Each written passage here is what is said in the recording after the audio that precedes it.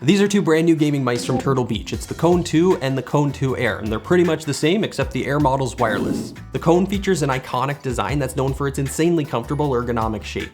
As someone that's used Kone mice for years, I can tell you they definitely live up to the hype. So let's see if these two newest models can continue that trend. So here's the Kone II Air. It comes in this premium feeling, nicely padded box. You can see it's got two big light bars right across the top. There's the Turtle Beach logo on the back. We have the USB dongle for the 2.4 gigahertz wireless connection. It comes with this little adapter that you can plug the dongle into and then use a cable to bring it closer to the mouse to get the strongest signal possible. And the mouse has a little compartment on the bottom for easy storage. Comes in handy because you don't want to lose that little thing. We have a set of grip tapes. You can slap those onto the sides if you find it too slippery. This is the charging cable. You can also use it with the adapter to get the dongle closer to the mouse, like I was just saying. It's 1.8 meters long and it's a nice quality braided material. And finally, there's some paperwork here if you need some help getting the mouse set up and running. Now for the regular wired Kone II, this one doesn't come in as nice of a box. It's just your basic mouse package. Despite being cheaper, they still give you a set of grip tapes with this one too. And there it is. It's virtually identical to the wireless model, but with a fixed cable. Let's talk about ergonomics and comfort first, because that's one of the main reasons that you might want to go for one of these Kone mice. These things have all the right curves in all the right places. It's easy to find a good spot to grip any way you want to grip it. It's a good all-around option for people who use more than one grip style depending on the game they're playing, because some people like to switch it up. There's a catch though. It's big, like really big. I've got medium-sized hands and this thing feels like it's stretching it out a bit compared to my main mouse that I'm using right now, which is the Turtle Beach Burst 2 Air. I also use a Viper Ultimate on my secondary PC here, and the Kone II feels substantial in my hand compared to that one as well. So that's something you need to keep in mind with these mice. If you have tiny hands or just don't like the feel of bigger mice in general, then you might want to look elsewhere. The build quality is good, it's very solid feeling in the hand, and I don't feel any noticeable weak spots, and there's no weird creaking sounds if I give it a hard squeeze. Now, because of that size and solid construction, there's some weight to consider. According to my scale, the Kone II weighs just over 90 grams, and the Kone II Air comes in just over 110. They're not the heaviest mice ever made, but they're also not going to be winning any awards for ultra lightweight design, that's for sure. One of the things I always really liked about my Kone XP Air was all the different buttons that it has. And these new Kones seem to continue that trend because they've got 7 dedicated buttons plus a 4D scroll wheel with tilt. And if you're really into having customizable functions, you can use easy shift mode to essentially double up all those buttons. Side buttons, thumb buttons, whatever you want to call them, they're nice and crisp. It feels like a nice balance. It's not super mushy, but it's also not like a rigid hard stop. And the same thing's mostly true with this bottom button here. The only difference is that this one feels mushier towards the back. So the further back you make the press, the more pre-travel there is. At the top, you've got a single button that's mapped to DPI by default. So pressing that's gonna cycle through all your different DPI settings for you. This button right in front of that controls how the scroll wheel works. It's a 4D scroll wheel, so you can press it down, move it side to side, and of course, roll back and forth. Now, with the press of this button, you can switch the wheel between clicky and free spinning. For example, if you want to scroll down a web page just a few lines at a time, having those distinct clicks is perfect. It gives you lots of control. But then if you want to rip through that web page or scroll back to the top after you've gone way down below, then you can do that just by flipping over to the free spin mode. It's a nice feature to have. It kind of gives the mouse a little bit extra versatility for applications outside of gaming. The main left and right buttons are awesome. They're using Turtle Beach's Titan optical switches, and they're supposed to be good for up to 100 million clicks. They feel very crisp, and my copy is super uniform across both buttons, and what I mean by that is they feel exactly the same. There's not one that feels a little more mushy or has a little extra post travel compared to the other. They're perfectly balanced. And they're fast and responsive. It really doesn't take much at all to get these things moving. Here's a quick sound test for you.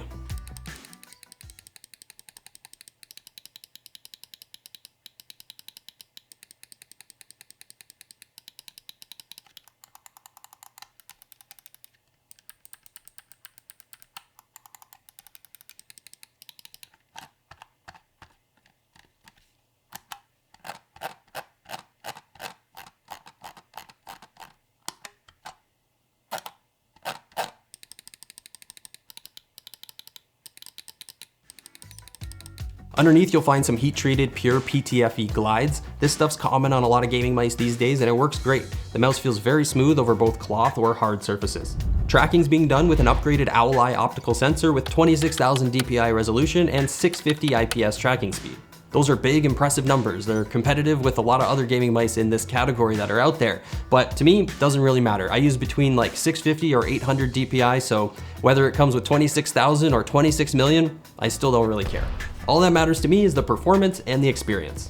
Does it track well? Is it accurate? Does it skip or lag? Is it comfortable for long periods of time? Is it useful for other stuff outside of gaming? The answers to all those questions are yes, yes, no, sort of, and yes. Tracking's excellent. It's exactly what I expected. Like I said, I've been using Kone mice for a long time and I've never had any issues with tracking on these owl eye sensors. Nothing at all. I can't find any accuracy problems even when I'm really focused on trying to. Sensor performance is as good as any top tier mouse that I've ever tested. Lagging and skipping are obviously not going to apply to the wired model, but on the wireless Air, it's true there too. The wireless connection's excellent, never let me down once, and doesn't seem to matter if I have the receiver plugged into the back of my PC or extended out to my mouse pad with the adapter and cable. The performance, or the perceived performance I should say, is the same to me either way. When it comes to comfort, I already mentioned that the size of this thing might be cause for concern for some people. For me, with my hybrid fingertip and claw grip style, it's pretty comfortable and easy to hold, but I do notice a bit of fatigue in my hand after a while. I don't think it has anything to do with the shape because it's a very curvy and ergonomic design. I think it's just a hand size thing. The mouse is big and my hands are medium sized at best, so it forces me to stretch my hand out a bit more than what I'm used to. If you have big hands, or maybe you have small or medium sized hands but just like bigger mice, then I don't think you'll have an issue. It's really hard to say though because grip style and personal preferences are gonna vary from person to person. When it comes to using these Kone IIs for other stuff, like non-gaming stuff, these things are awesome. I tested it out with my video editing workflow and I felt like it did pretty well. It's nice having multiple buttons to perform different functions, so overall, I think this is a pretty good all-arounder. Speaking of functions, all the customizable stuff gets done in the Swarm software. You have your usual stuff like DPI settings, polling rate, and debounce time. You can select any of the programmable buttons and then choose from a drop-down list of all these different functions to assign. Then there's Easy Shift where you can double up on all the functions if you need that high level of customization. And you got your lighting tab with some preset effects including AIMO that adjusts lighting dynamically based on what you're doing on your PC. And you have the option to set your own colors and adjust the speed and brightness on some of these effects too. One thing I noticed during my testing is that the lighting on the wireless model sometimes looks a little choppy or laggy during some color or effect transitions. It's not distracting or anything when you're using the mouse, but it's easy to spot when the two mice are sitting side by side like this. I don't know if it's because I have a pre-release or pre-production copy of the Kone II Air, or if it's just like the wireless connection versus the wired one on the regular Kone II. It could also be software based, I guess. So if it is software based, then that gives them the opportunity to be able to push out a firmware update and address that issue, if it really is an issue. Battery life's rated up to 130 hours on the 2.4 gigahertz wireless connection, and it supports Bluetooth, so you can switch over to that and get up to 350 hours if you're really concerned about battery power. Keep in mind you're not going to get the same performance on the Bluetooth side because there's bandwidth limitations, but it's still nice to have that power efficient option for those times when you might need it. The Kone II and the Kone II Air come with all the modern features you'd expect on a premium high-performance gaming mouse. In my testing, both mice worked flawlessly with no tracking or accuracy issues whatsoever. Based on the current pricing, they're worth considering as long as you can deal with that larger size. Now I'm going to have some purchasing links along with more specs and details down in the description. Make sure you check that stuff out if you're interested. Give the video a thumbs up and get subscribed on your way out, and we'll see you soon.